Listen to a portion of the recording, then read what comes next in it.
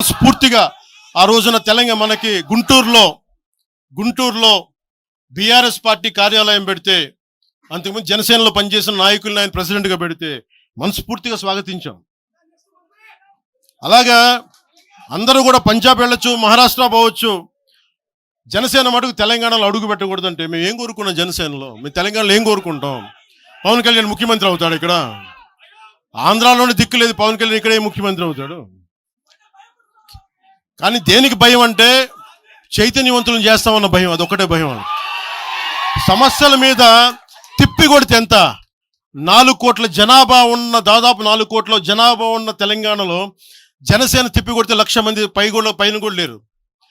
2,000 మంది జన సైనికులతోటి, సాధకులతోటి మేము సభ పెట్టుకుందామంటే మీరు దీనికి పర్మిషన్ ఇవ్వకపోతే మేము ఏం చేస్తాం?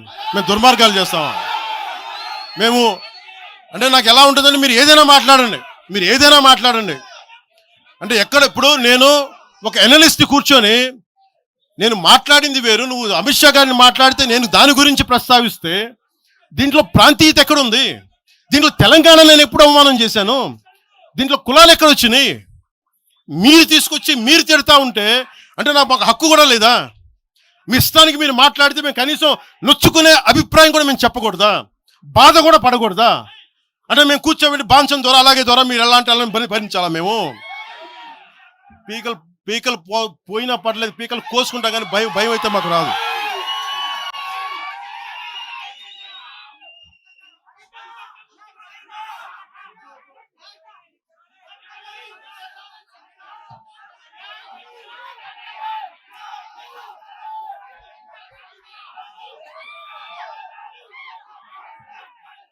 నేను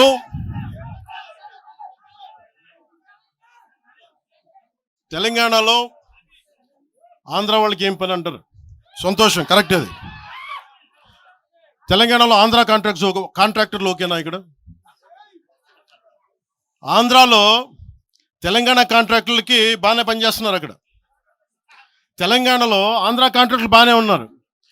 ఎవరినా మీరు బేవకూఫులు చేస్తామన్నారు? మీరు ఎవరిని బేవకూఫులు చేస్తారు? మీరు ప్రజలనేమో మీరు మభ్యపెట్టి, యువత మీరు ప్రజానికం, మీరు తెలంగాణ ప్రజలు ఇది గుర్తించాలి. ఇది వీళ్ళు బాగానే ఉన్నారు, వీళ్ళ అధికారాలు బాగానే ఉన్నాయి, వీళ్ళు బిజినెస్లు బాగానే ఉన్నాయి, వీళ్ళ కాంట్రాక్టులు బాగానే ఉన్నాయి.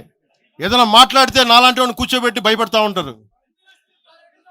మీరు ఒక్కసారి చెప్పండి. మీరు నిజంగా వద్దు అనుకుంటే తెలంగాణలో అసెంబ్లీలో ఎవరైతే తిడుతున్నారో మీరు తీర్మానం పెట్టండి.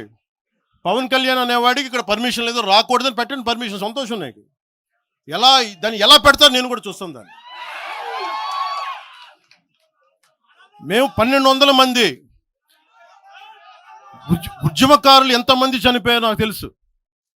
12 సంవత్సరాలు 1,200 మంది ఉద్యమకారులు పైగా చనిపోతే వాళ్ళ మీద గౌరవార్థం నేను ఎప్పుడు ఒక్క మాట మాట్లాడాలి తెలంగాణ, ఒక్క మాట. నాకు అంత ఇష్టం నాకు తెలంగాణ.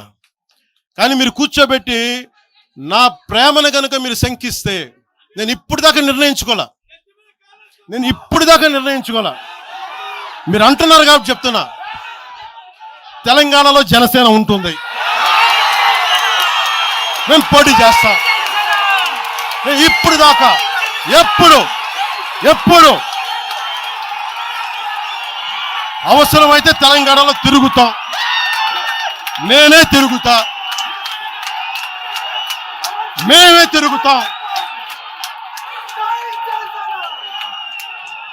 ప్రతి సమస్య మీద మాట్లాడతాం, ప్రతి అన్యాయాన్ని ఎదుర్కొంటాం. ఏం మాట్లాడతారు మీరు? ఇది తెలంగాణ భారతదేశంలో అంతర్భాగం, మర్చిపోకండి. తెలంగాణ నా దేశం అంతర్భాగం. తెలంగాణ మీరు కూర్చోబెట్టి బెదిరించి రాకూడదు ఏంటంటే అవన్నీ భరిస్తాం. చాలా దశాబ్దం పైగా భరించాం. దీనికి చర్మాంకం పలుకుతాం మేము. తెలంగాణ ఎవరైతే వ్యతిరేకించారో వాళ్ళందరూ పదవుల్లో కూర్చున్నారు. ఈరోజు కూర్చోబెట్టి తెలంగాణను ఎవరైతే వ్యతిరేకించారో వాళ్ళు ఎమ్మెల్యేలు అయ్యారు.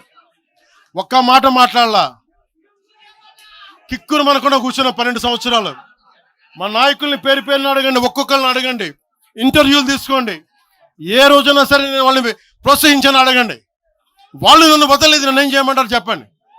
దండం పెట్టి చెప్పా, మీరు శుభ్రంగా వెళ్ళిపోండి అంటే లేదు, మాకు నీ ఆశయాలు ఇష్టం, మాకు జనసేన భావజాలం ఇష్టం.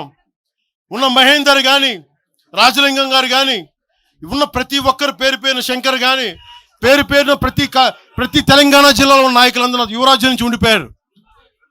వాళ్ళు పోలే. నేను చెప్పా మీరు మిగతా పార్టీస్కి పోండి అంటే పోలా.